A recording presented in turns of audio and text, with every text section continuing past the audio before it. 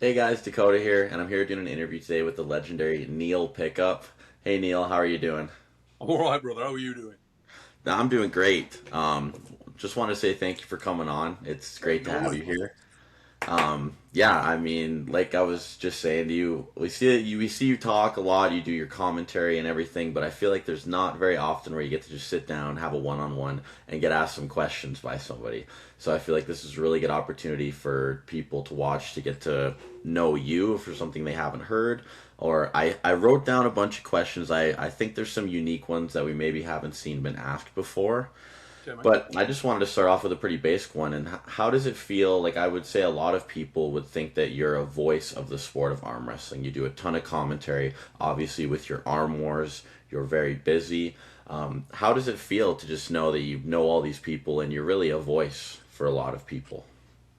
Yeah, it's actually always quite funny to me to think about it like that, mate, because I don't see myself as sort of a voice of. I see myself just as an arm wrestler. I, I started as an arm wrestler. I came from arm wrestling. I started arm wrestling in sort of 1986, 87, 87 really, 86 was my first introduction. Got into it really in 87. So I, I always see myself as just a puller, and a very fortunate puller, blessed puller, that I am involved with a sport. Um, I got to watch what I say, but obviously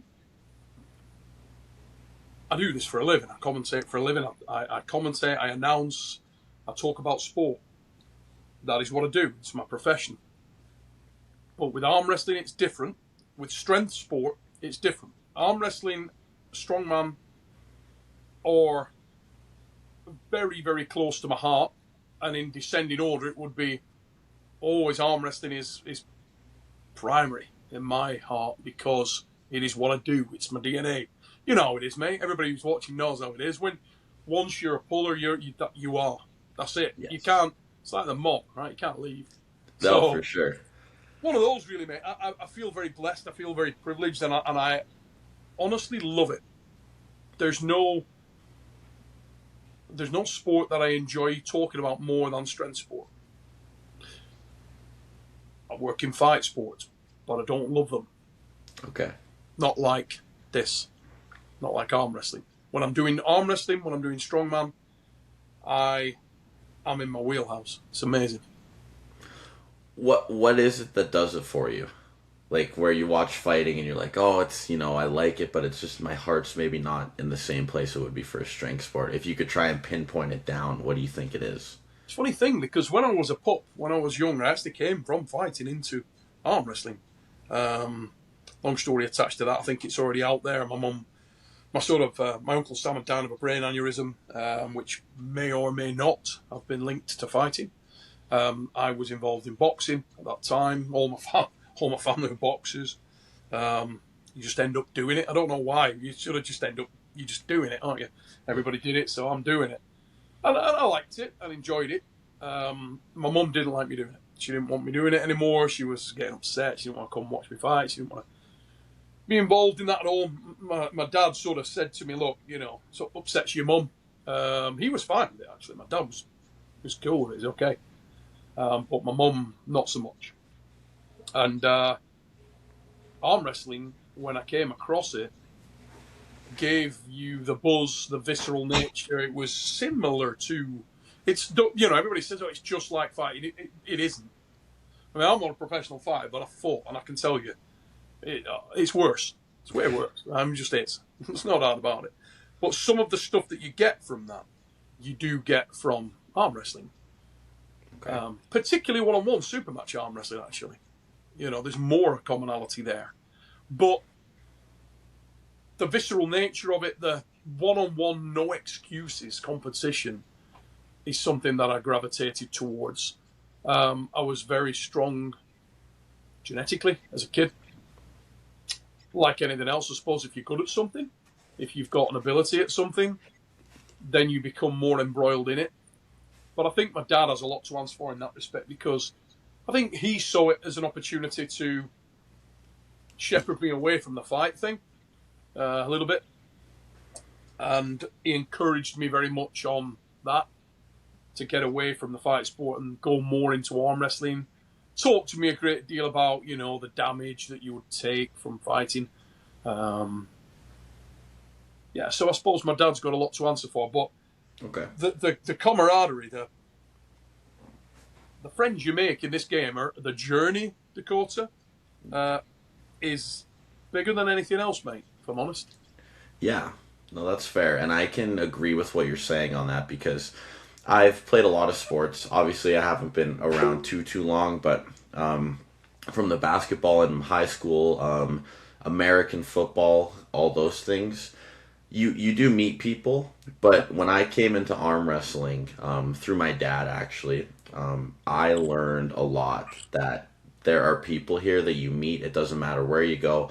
You're a great example for me, Neil. I met you in Istanbul, Turkey, of all yeah, places, and knew nothing about me, but you're still nice enough to have a conversation with me. Now we're doing an interview. Just awesome people like this, where in other sports you don't see things like this. And I do really like one thing you touched too, where you talk about the one-on-one competitiveness, especially with super matches. You strike me as the guy where it's no excuses, you win or you lose, and I think that's something that's great about a one-on-one environment is you can't yeah, blame anybody but yourself. correct. You go in there and you either you lose and it's all your fault, or you win and it's all your fault. There's people that can help you, there's people that can do things for you. Maybe your cornermen will help you with the technique or something, but at the end of the day, if you don't know how to do it, you end up losing. And I Yes, think that's sir. what's great about this sport. Really is, really is. And I've always gravitated more towards that type of sport. I used to play a lot of team sports. I was a pretty good footballer, a soccer player, as you guys would call it, and various other team sports. And I loved them. I loved football. My son plays high level football now. Both my boys play football. Um, we've all been into motorcycling. Um, Similar thing with the bike racing, and trials and so on. Superb, because if you screw it up, it's on you. Hmm. And I've always gravitated, and my whole family has gravitated towards that kind of sport. And I love that, and it's very motivational for me, mate. I don't know with other people out there, with the guys watching the show. You probably some will really resonate with that. I think it's more motivational, and it's more of an easy read because the lack of excuses gives you more of a reason to train, and more of a presence in terms of what went wrong. Let's give you an example of what I'm talking about for people there. So take my son for example. He play football. He may play great. He'll come off. We'll get in the car. Be driving away. Lost the match. What happened? Well, I don't know. I was trying it hard. Couldn't try any harder. I was running till my lungs burst. I was making the right passes. I was making the right decisions. I even scored a goal, but we lost because the right back made a stupid error. So did the goalkeeper. We ended up losing. We shouldn't have lost. With that, you can come away thinking, well, I did what I needed to do. I'm okay, Jack. I'm fine. With arm wrestling, with single man sports, with single person sports, not the case, is it? Even if it's I got a bad call from a ref. Why? Did you piss him off? Did you do something you shouldn't? Did you foul? Were you pissing him off in the setup? And it gives you the opportunity to really hone in on that kind of stuff and to identify it more clearly. You know what I mean, Dakota? So you get a chance to, when you go back in the gym, you can break it down more. And Yeah. I always found that really very interesting. I'm technically minded in the sport of arm wrestling. I think most people be aware of that. And that really was fascinating for me. If I could find a route to the top, everybody's got Yeah. the route to the top. I had my own. Yeah, no, it's great, and I think as we see the sport of arm wrestling kind of evolutionize, like you said, you started pulling in '87, so I'm sure from when you started to now, similarities, but a ton of differences. Huge. It's actually quite phenomenal to even watch back and go watch some of your matches or someone else's matches from that time, Mm-hmm. just to see like I don't know. Correct me if you think I'm wrong, but I kind of do want to get into a bit of a technical talk with you Sure. here. But do you think that arm wrestling is much more unorthodox now than it was then, or do you think it's just the kind of evolution of techniques that we're finding are just making things seem that way? Does that make sense? It kind of does. In answer to the question, for a start, it's gone through periods of time, if you will. Okay. Arm wrestling was definitely less organized in the 80s and through the early 90s. It was more Wild West at the early part of the 90s. Mid 90s, from sort of 94 on, it was very professional and regimented in many ways. Okay. So the WAF World Championships were very regimented, very professionally done. There were some big tournaments. Things were done in a good way, right up to probably, I would say, the dawn of the super match switch, the Okay. changeover, which was from the really mid 2000s. We started to really get traction in that regard, and Arm Wars were the first. We started to really get traction with that early 2000s. That's when we got Sky Sports, Eurosport, and so on, paying real attention to it, more from a marketing perspective. And that was when that whole thing started to shift. Since then, you've had great, wonderful organisations come. The WAL, the UAL prior to that was great. I loved the UAL. I loved the WAL. The PAL, my God, phenomenal. Yeah. You know, very different, yet the same. Mm. And I think in terms of professionalism, I thought the PAL were extremely professional in that respect. I think, you may love or hate Igor Mazarenko. He brought a tremendous amount of positive things to the sport of arm wrestling, I believe, from an equipment perspective, from a show perspective, from a prominence perspective. Wonderful stuff. The WAL was just great fun. It was just awesome. Yeah. It was a good time for me, A bit Wild West, but just wonderful. I had some great times there. And I think if you look at that charted history, there's been periods where it's been very nailed on, and then periods of flux. And often Okay. the period of flux has come when you're moving from one organisation into another. Mm-hmm. And they're trying to find their feet and do new things and find new things. And often with guys that have come in full of bullshit and enthusiasm and they want to do it all. And often they feel like they're the first guy that's, this is it. This is revolutionary. It's never been done before. Yeah. And sometimes the hardest thing is to be like, oh, fuck, we have actually done that. That has been done like 4 times that I know of. And a lot of people, it's hard for me to sit quiet when I see that kind of stuff. It's very frustrating because a lot of the time you've seen it 3 or 4 connotations of that. But I also think it's important to not be too negative on it. Just because it's been tried before doesn't mean that that the concept wasn't good, that it couldn't have worked.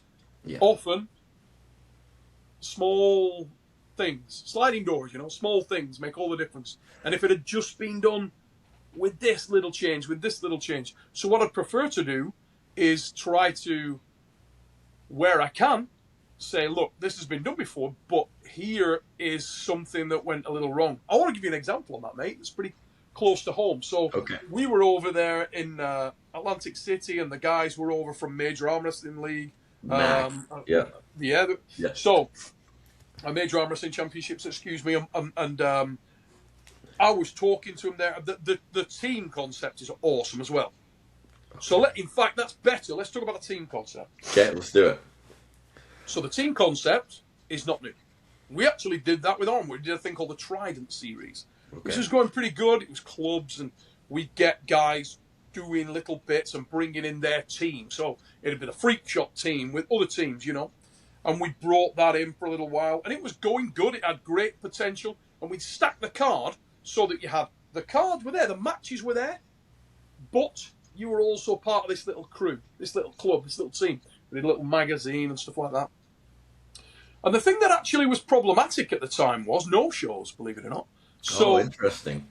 But when you look at that, and I talked to the lads out there about it, and my sort of point on that was, I wish you the very best of luck with that, guys, because I actually think the concept is ace. I think it's a wonderful, inclusive way of doing the sport of arm wrestling. I've seen it done before. I've done it before, and it didn't come off, and then it became more problematic than it was worth, you get what I mean? So you move on and you do something else, and something that's more exciting comes up, but that don't mean it can't be done correctly. If you have the resource, if you have the time, and as the sport grows, and you put more focus singularly onto that, I think it can work. And not only do I think it can work, I think it can work really well. I mean, look at the old Game of Arms concept. Yeah, for sure. What's not to like? It was awesome, wasn't it? Yeah, it was. You know, so I hope that comes off. And I I love seeing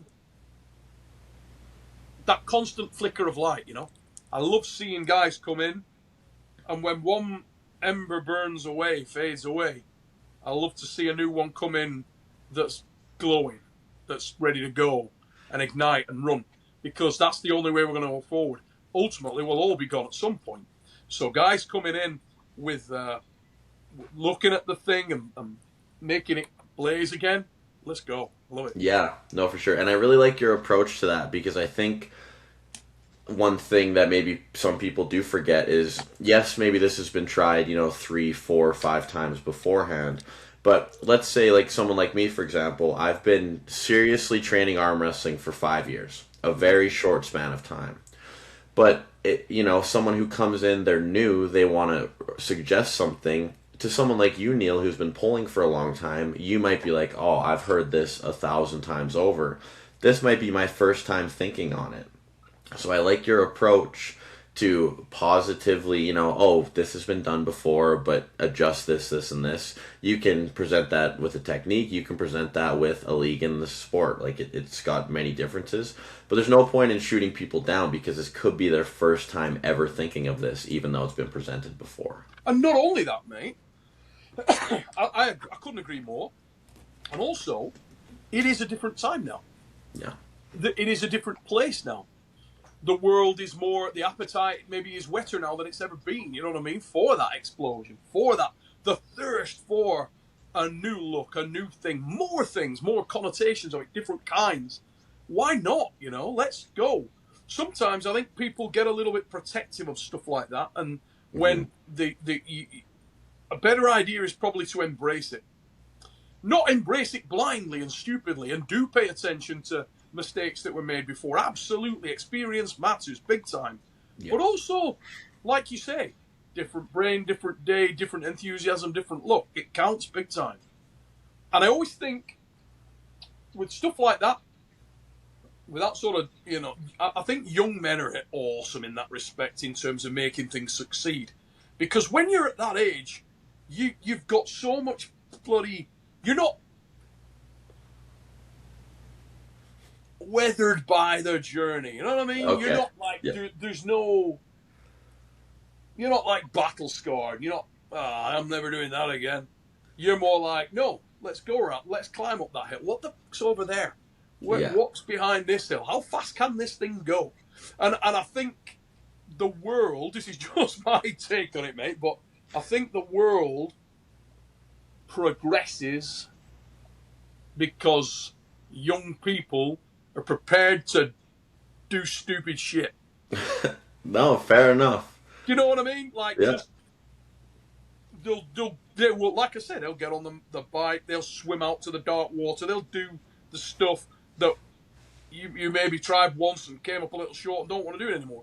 So I like watching that, and I like trying to now and again, if I can offer anything and throw in some words of experience, I will certainly do that. But I love to see guys get at it and have a go. And as I say, let's see what happens with the team thing. I hope they pull it off. Or, if nothing else, learn more different lessons. Somebody will crack it. It can go. The concept's great. Yeah, well, and like you said, I think as time goes on, it's important to look at, like, people always have to be trying new things or trying things in a different way, but you have to learn from the mistakes of the past. You have to look at, you know, who's tried this, what didn't work, how can we fix it. Obviously, like you said, resources are very important, but I think as we go on through time, arm wrestling is getting more and more resources, which will help open the door for a lot of people. But that constant evolution, you know, young people doing maybe something that someone would find stupid, someone's like, you know what, I'm just going to hit my head against the wall until it breaks and hopefully I can figure that out. Those are all super important for just the evolutionary progress. And I completely agree with you. People need to be trying the new things, and we need to constantly be seeing that progression, or else nothing's ever going to happen. That's why we have evolution. Yeah, it becomes stale, becomes boring, and ultimately it dies. Yeah, no, for sure. Sometimes the forest fire is a good thing, you know? Yeah, well, and while we're on the talk of evolution, I did have a question here, and I guess from your perspective or your opinion, you're someone who's kind of seen it all, been around, been a puller, been a commentator, all of these things. What are some things that you think for the growth of arm wrestling would be good, or maybe some, I guess, some changes you need to see, you would want to see for the growth of the sport? Vast topic, mate. We ain't got long enough. I mean, my God. If I can encapsulate that into a little bit of what we've covered and a little bit of what's to come. Okay. I think that there needs to be more of a, from a community standpoint, less fear, more confidence, less just protecting my little bubble and more, look, we're part of a bigger thing here. Arm wrestling globally. So if you took the WAF and East versus West and Arm Wars and Arm Havoc and MAC and IFA and you bloody name it, dotting all over the place. We're all into arm wrestling. We're all arm wrestlers. We're all trying to make the bigger sport of arm wrestling go. Mm-hmm. So I've been asked a couple of times. People have said, "Oh, you know, how come you're like the jack of all trades in that respect? You're not protective. Why would you work with East versus West? Why would you work with the UAL back in the day, PAL, WAL, when you had Arm Wars and Arm Wars on TV and all those things? Because we're this big. The sport's this big. And me being the arrogant dickhead that I am, in my mind, I genuinely believe I'm good enough at what I do, and I love this sport enough that if it succeeds, I'll be involved and I'll do a bloody good job of it. And I really believe that. Yeah. And so I'm not worried about, oh, what if it's not me that makes it go? What if it's so I'll always try and help people to make this sport go.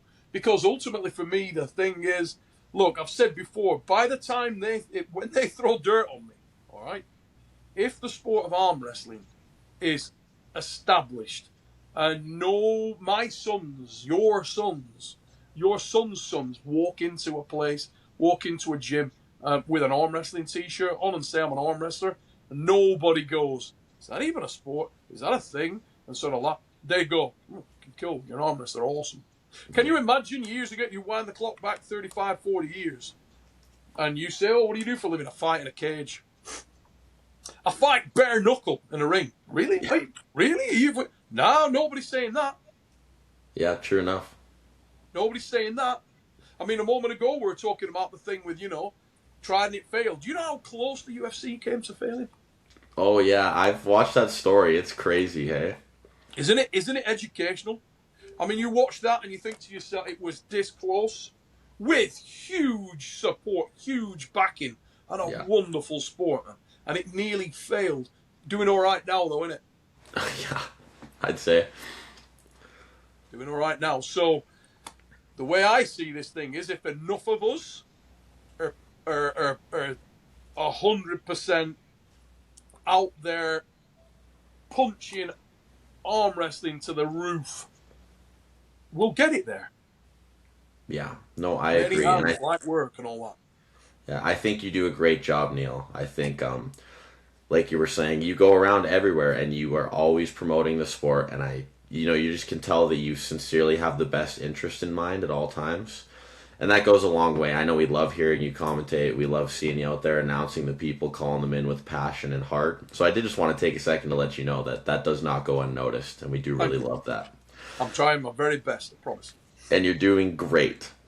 Now, I want to kind of switch into your technical mind here, but to get a switch there, I have a question for you.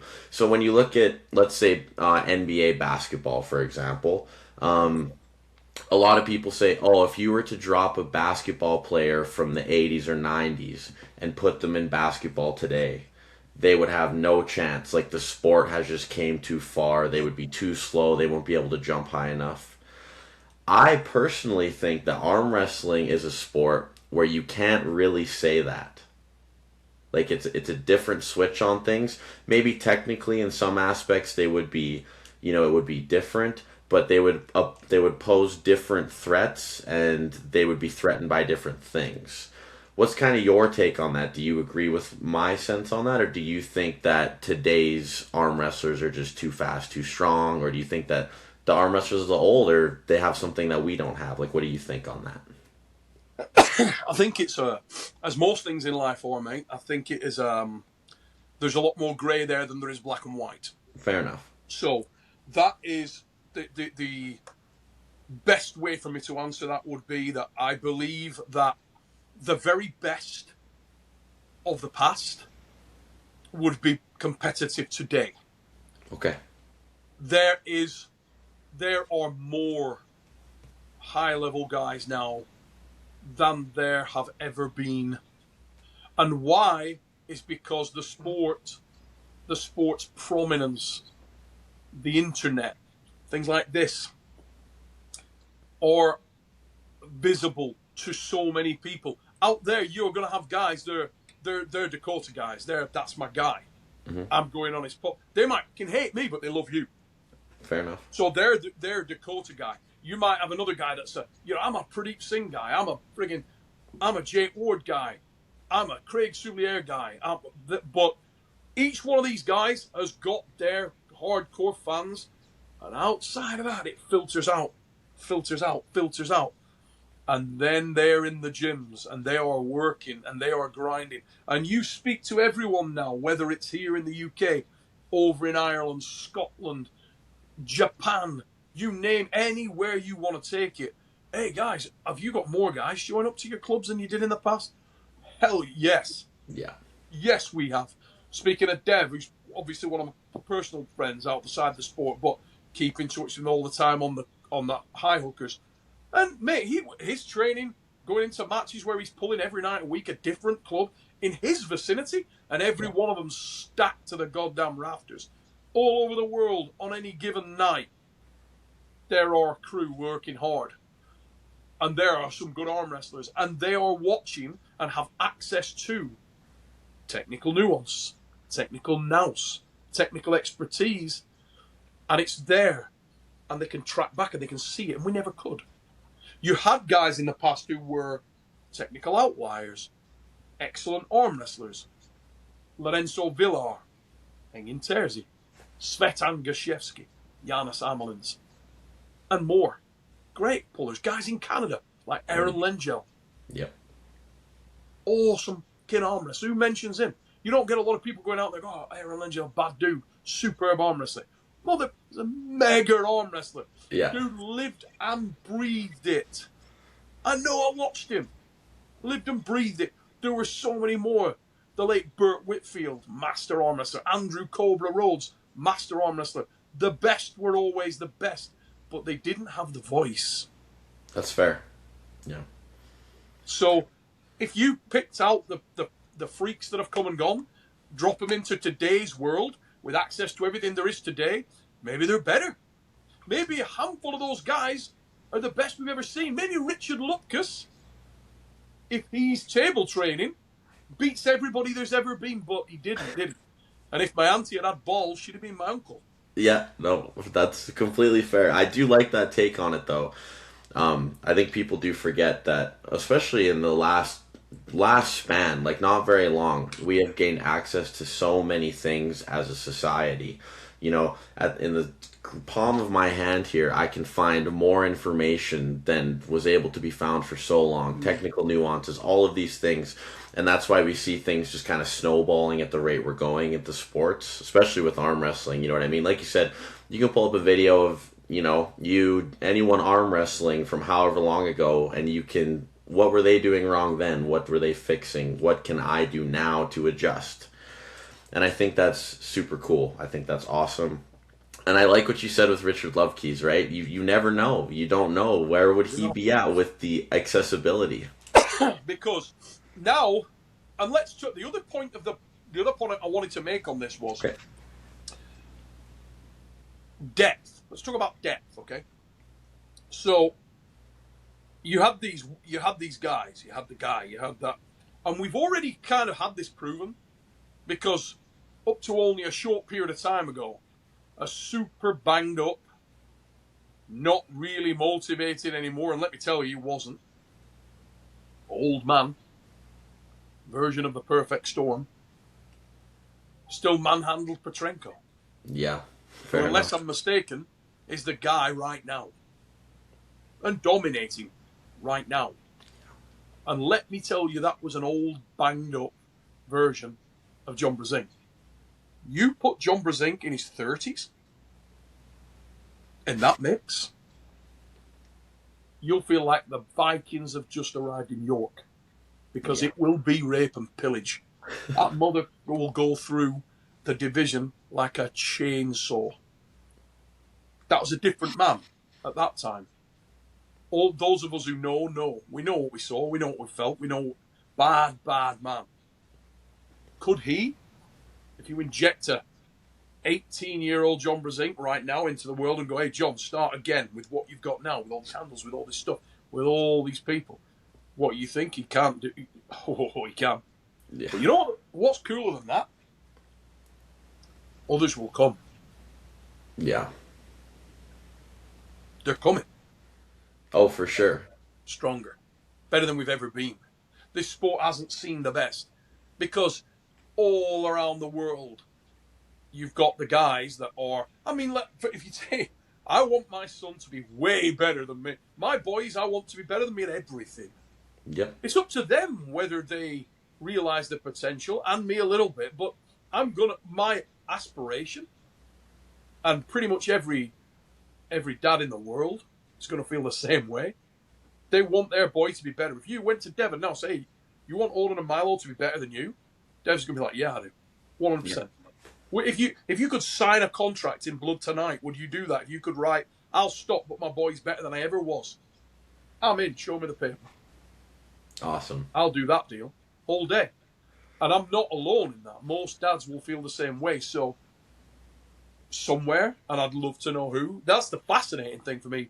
Who will rise? That's my little strap line that I always put on the armwrestling stuff on it for years. Yeah. Who will rise? Who will? You might know him, mate. He might be in your club. You might know a guy. Isn't it a cool feeling when everybody's got that guy? And you're like, like Danny Tesh. One thing I loved about that was the Aussies had Danny's back. You go anywhere in Australia. That's how the whole thing came about.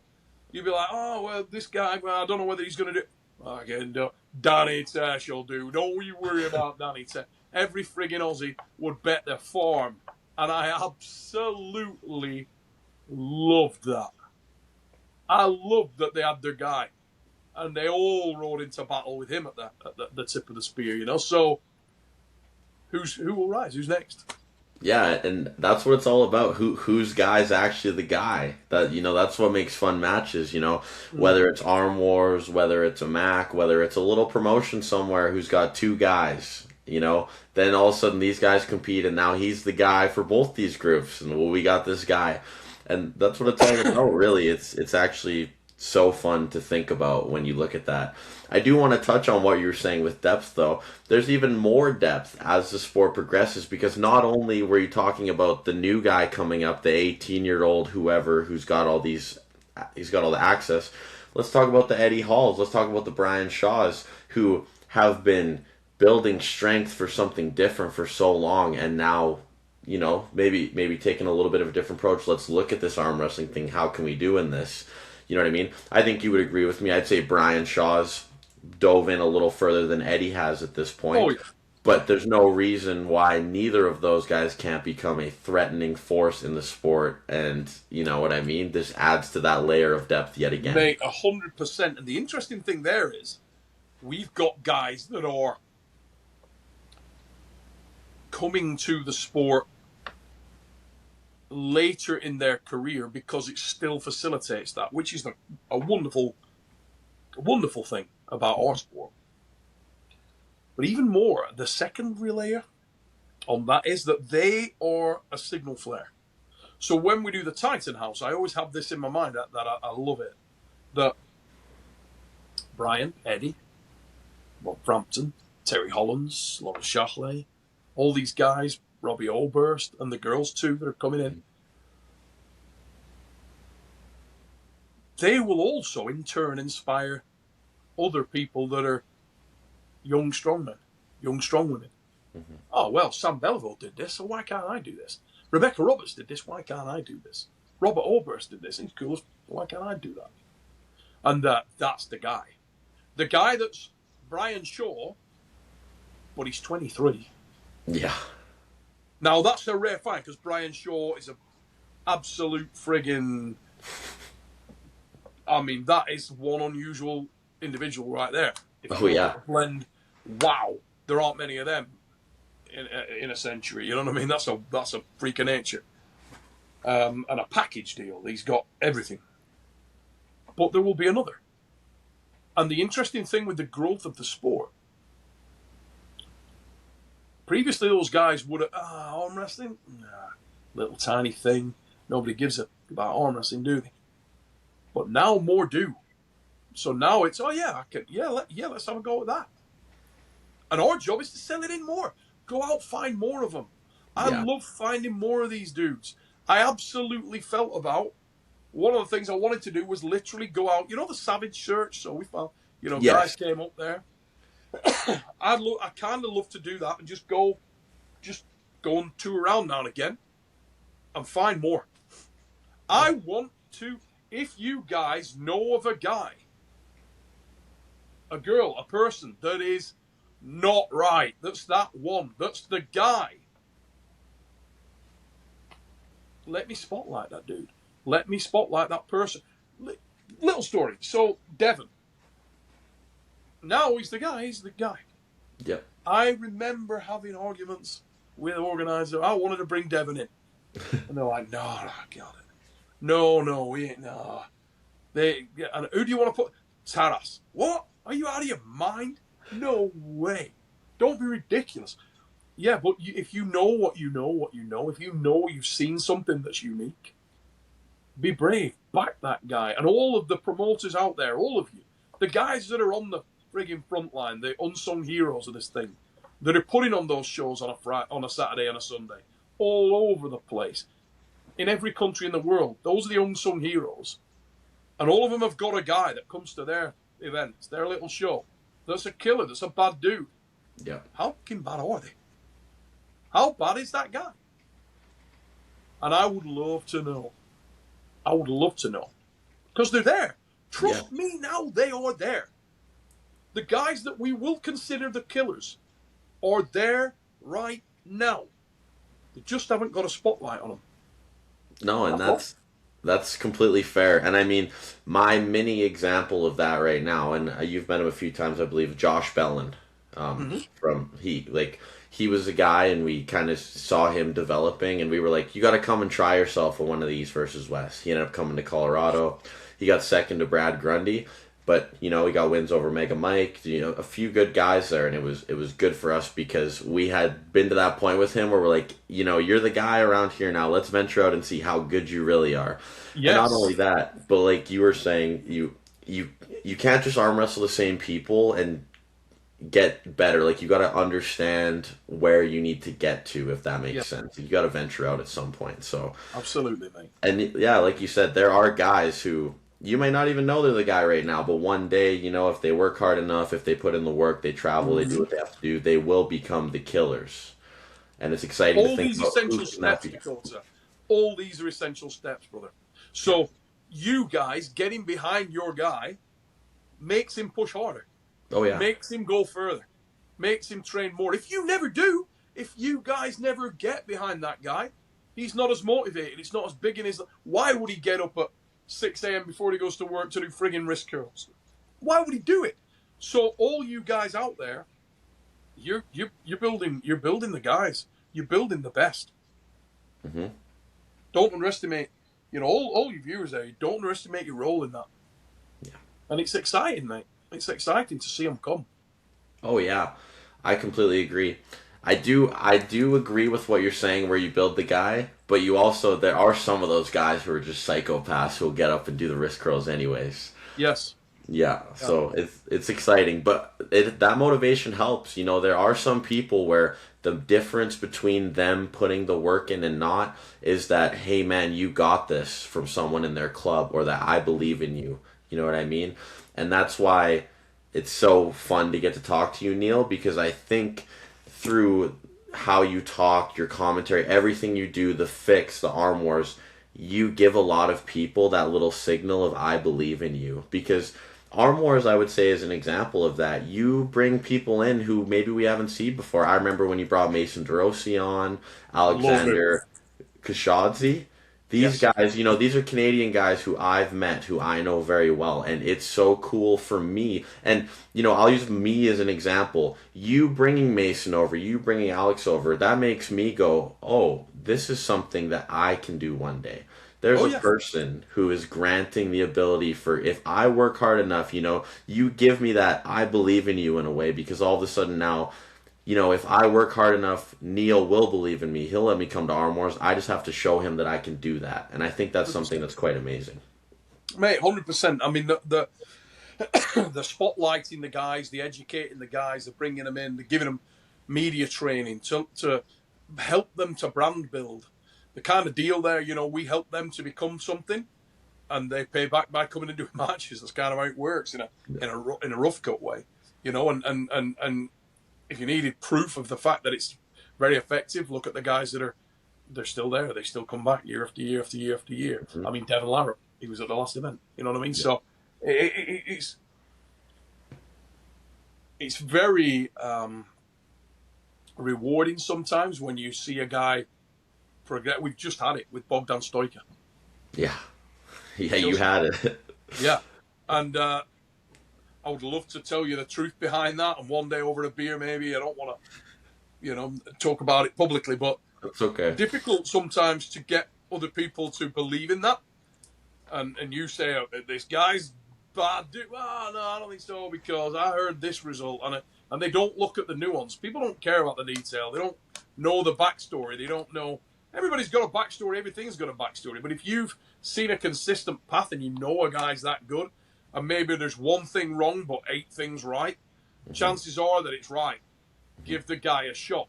And it's those guys that you push forward into the front of the furnace because they can do it. It's interesting, mate. I always so one of my childhood strength heroes, right? I'm in my 50s now. When I was a kid, Bill Kazmaier was the guy. Okay. Strongest man in the world. Mm-hmm. Unbelievable strength athlete. Aggressive, visceral, powerful bad dude. And that later in life, I'm working with Bill every other week and presenting at shows all over the world. Cass tells me a story about when he's a kid, and he had a pretty rough ride as a kid. Okay. And at school, he's not into a lot of sports, but when he goes into strength, he is strong. God, thou shalt be strong. He's that guy. Yeah. Just can do it. And his coach at his school, when he's a kid, when he's 9 years old, 10 years old, he's doing like incredible feats of strength for a child that age. And the coach, through insecurity, jealousy, whatever, doesn't encourage him, belittles him, gives him a load of derogatory nonsense. That is sad. That everybody's not out there doing that spotting job. You know what I mean? Say you're. I'll use another example. I'm at my son's football game the other day, and a kid who's like, I don't know, my son's 16. Okay. So this kid, he plays in the under 18s. Kid will be, I don't know, 17, 18-year-old. Athlete, tall kid, clearly in shape. Comes off the pitch, disproportionately massive forearms. Disproportionately massive forearm, big hand. Yeah. And I am out of my chair quick. Down to the front as he's walking off, I'm like, whoa. And he's like, and I'm like, mate, you ever arm wrestle? And he's like, no, not really. You ever tried arm wrestling? Mm-hmm. You any good? Mm-hmm. So you ever lost? I have a chat with him. And when he's driving it, he says, yeah, I'll look at it. I said, mate, you are made for the game. His friggin' forearms were massive hand. These are things you can't train that. You know what I mean? If you've got it, no. It's a weapon. Yeah. Oleg Jock is made to arm wrestle. Yeah. He's made for it. And all I'd say to people is, find that guy. If you see that guy, don't be shy. Go over and say, hey, dude, you should have a look into this. Because you might be the guy. It's true. So exciting to think about. Isn't it? They're out there, mate. They were out there. Wow. Yeah, that's awesome, actually. Like, just to grasp on that. Like, there's so many guys out there, and it's a mixture of being the guy, making the guy, helping the guy.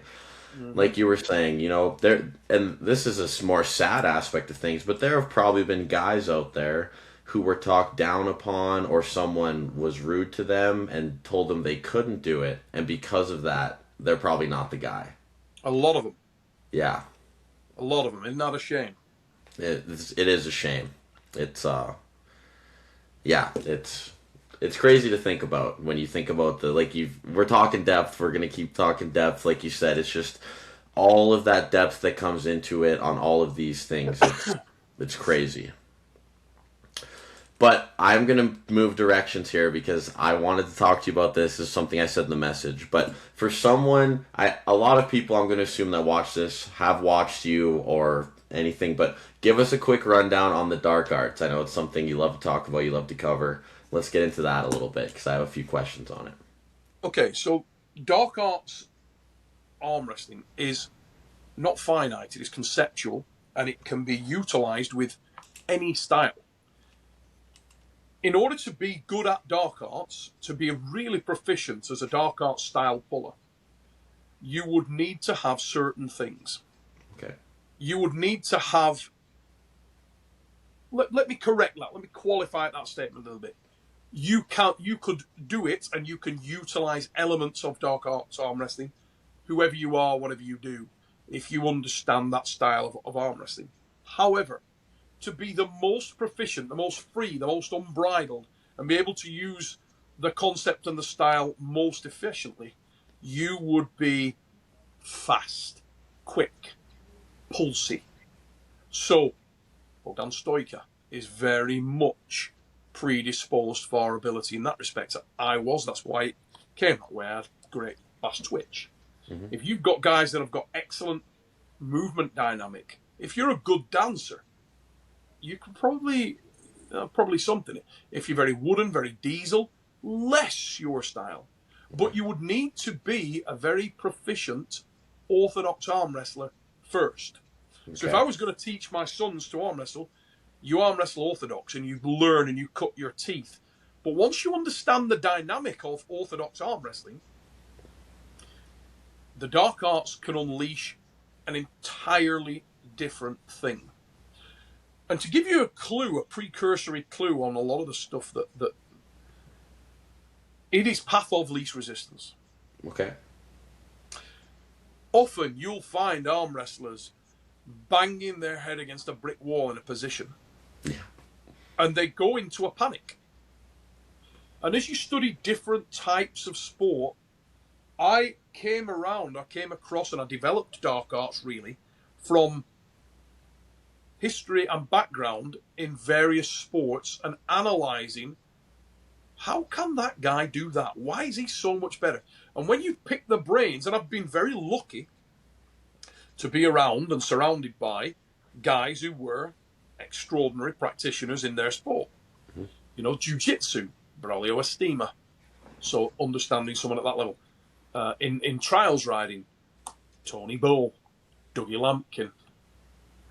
You know, if you come further down, Gail Chicagno, top world-class riders, world champions, multiple world champions, who can do things differently. If you look at boxing, same situation.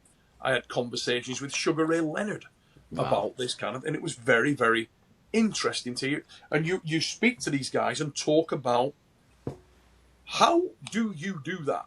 When you look into it, often there's steps within the technique that are just more fluid than everybody else is doing. Mm-hmm. They're more detailed, they're more defined, and a lot of the time it's utilizing efficiency and body mechanics.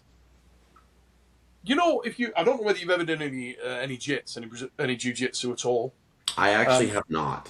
So top jits practitioners can just tie you in goddamn knot. They beat you with such ease, it's ridiculous. Okay. Their fluidity is ridiculous, and you think you're strong, you think you're fit, you get on the mats with them, and they just murder you. It's just embarrassing.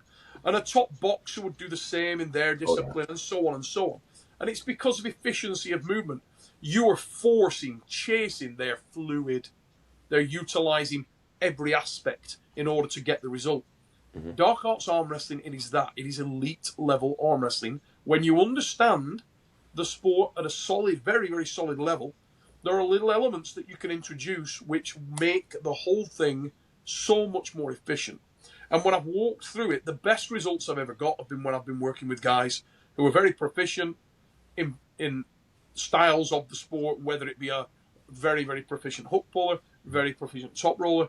The guys that do it best are well-rounded. The guys that do it best are fast, pulsy, fluid, unpredictable.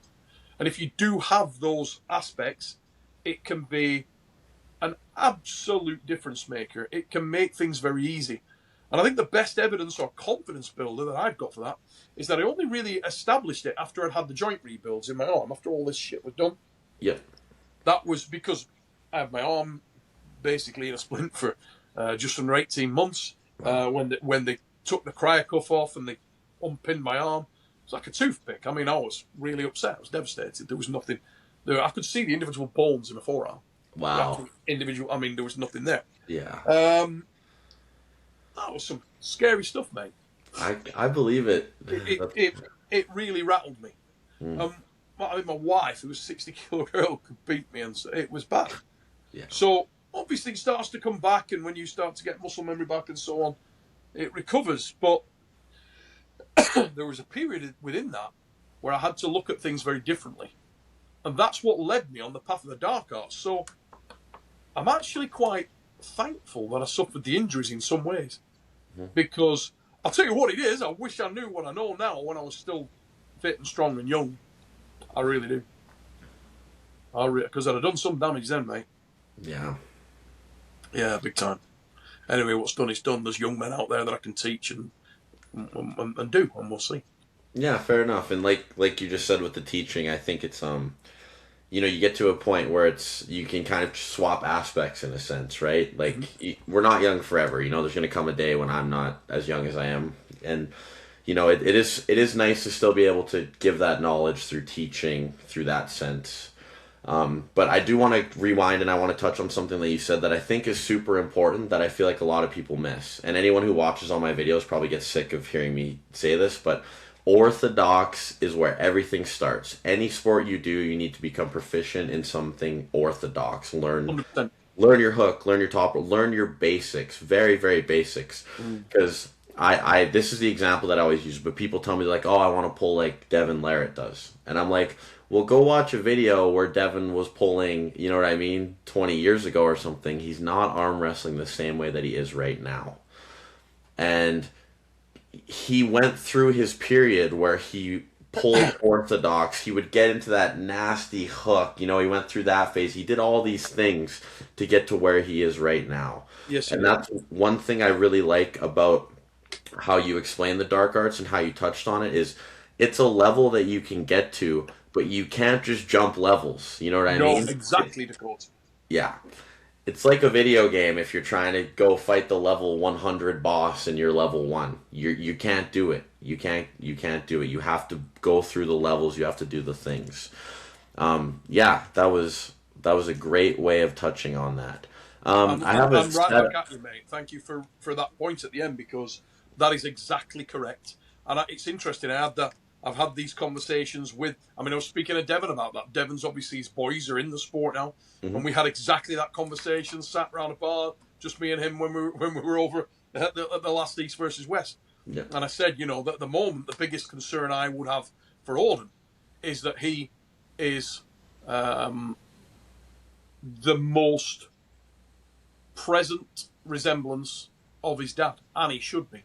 I mean, if you were giving him a nickname, the Shadow's a pretty good one, isn't it?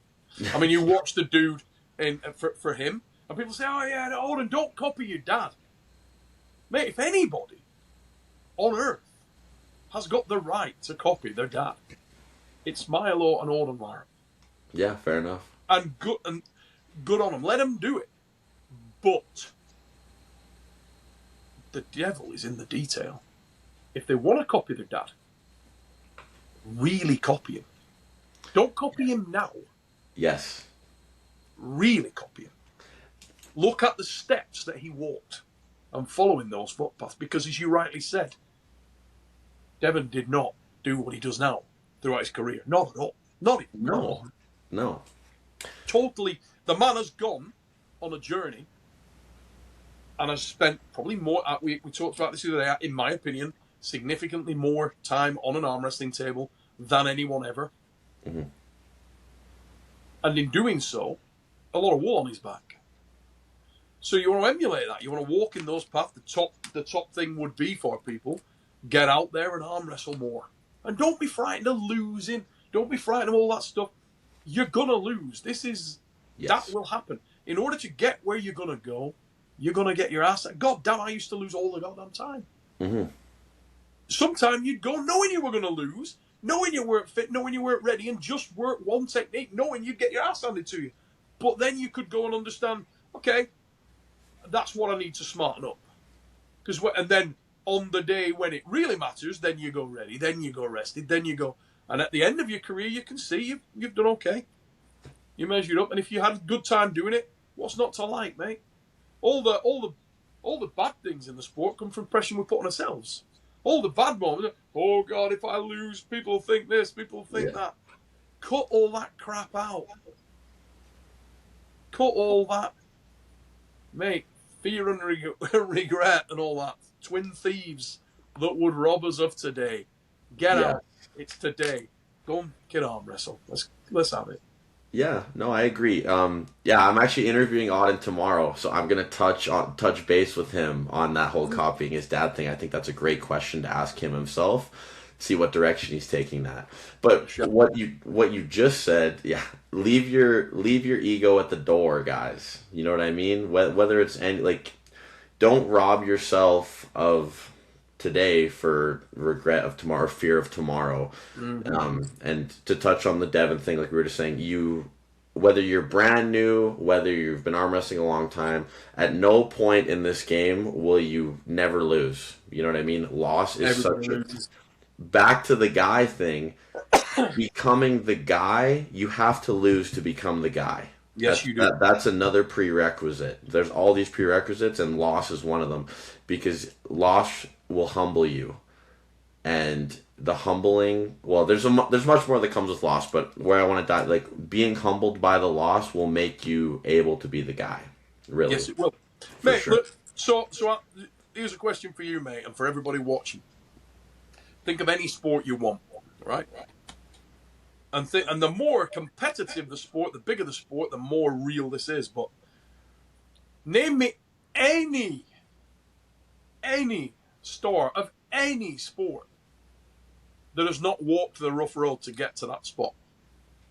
That has not know what it's like to be head in their hands crying because they got whipped. To feel the sting, you know? Yeah. A lifter that's gone in there and not been bitten by the iron snake, that's not got injured, that's not got hurt. Every single one of them. If you've got to a high level, you know what it's like to get somebody break their foot off in your ass. Everybody does. Lavon Saganashvili, John Brezink, Devon Larratt, Cobra Rhodes, Engin Terzi, Svetsang Gashevsky, you name who your guy is, Ron Bath, Marcio Barboza, the best of the best of the best for so many years from every corner of the world. Maybe not Danny Tesh, but every other motherfucker out there has lost at some point, and probably a hell of a lot more than once. So Yeah. get out there and take your losses. Get him out of the way now. Might Yeah, as well. And I want to add another depth to that because I could see someone trying to rebuttal this, but I'm going to counter right now. I'll use Khabib Nurmagomedov as my example because someone may go, "Oh, he's 30-0, never lost," and he would be the first person to tell you, I'm sure, but he has licked more wounds in practice than most people in that sport ever will. And I've actually watched a lot on him, but like just the amount of training and discipline those guys go through are the reason that when they show up on that day, they're successful. And I think that's something that any arm wrestler, we'll leave it at arm wrestling, can take away from that. Go to practice, work hard, lick your wounds, take the losses when it's not important so that on the day of, you can be victorious. I think that's a great thing, but understand that you will never avoid the loss. 100%, brother. Yeah. Absolutely 100%. It strengthens your resolve, helps you along the path. As I said a moment ago when we were talking about the Orton thing, and anybody, if you don't walk that path, you will be weaker for it, not stronger for it. Yes. You really will. When you're in that war, when you're in that... How many times you watch guys, in fights, and they're taking an ass whipping, and everybody who's commentating, the guys that are there with the scars on their faces, saying he'll come out of this a better fighter. Because now you know what it's like to be on your back for a round getting hammered. Now you know what it's like to be hovering above the pad with a frigging Kazakh jumping all over you. You know what it's like. And until you've been there, a lot of times, you don't have the ability to get out of there because you've never been. The first time you're there, you're rabbit in the headlights. Yep. Like the first day in your car when you get on the motorway and you're doing 70 miles an hour and it feels fast. Yeah. And then a few years later, you're listening to a friggin' Eagles song with your head out of the bloody... It feels so slow, you could do it 100 times. And that's the evolution. It's that subliminal movement dynamic that goes on where you didn't notice your level improved, but God, you're so much better than you ever were. Yes. And two things with that I think are great. Like you said, usually it's tough for you to recognize your level improvement. It's a little easier nowadays because you can watch old film of yourself or maybe see an old photo. It's that whole thing like, oh, I didn't realize I lost weight or I didn't realize I gained weight until you look at an old photo. Yeah. But, you need those people around you to kind of tell you that you're improving, which I think is great. And yeah, I don't know. I think it's just great. I mean, this has been a great conversation, Neil. It has been an hour so far, mate. I really have. Yeah, I do have one question for you. That's more of like just a selfish Dakota question. But do you know the arm wrestler Brian Johnson from the United States? Brian Johnson pulled in the Iron Curtain over here. So Brian, lovely bloke, and yes. Brian is the most humble, sweet, down-to-earth, genuine, lovely guy. Strong as, mate. Strong man. Really powerful. One of those guys, a bit Tom Hollandy, you know what I mean? Where you look at him and you're like, no way is that guy that strong. Oh, he's that strong. Brian's awesome. Love that guy, man. I'm pulling him left-handed in a month. Oh, mega. Hey, please pass on my regards to him, mate. Cause I will. I'll let him know. But yeah, no, we have a match February 14th in Montana at their arm bender down there. So mate, it's good to know Brian's still in the game, mate. He is, yeah. Still in the game. Yeah. So amazing, mate. But yeah, no, Neil, that was awesome. I do appreciate you giving me some of your time and coming on. I thought that conversation was phenomenal. I If really enjoyed it, mate, and thank you very much for the invite. And yeah, I yeah, really appreciate it. It's nice to speak to guys like yourself who are right in the mix at the moment. It's awesome. thank you. Who knows? Maybe I'll be that guy for you someday. Yes, We'll have to why see. not? I'm Why gunning not you? for it, so why not, Why not right? you? Exactly. But yeah, Neil, that's it for the show, guys. I'm just gonna wrap it up here. Again, guys, make sure you go. Neil does Arm Wars. Go become a member there. Go check out his channels. You'll always hear him commentating. And if you're new to this channel, make sure you like, subscribe, and tell a friend. And do you have anything you want to say, Neil?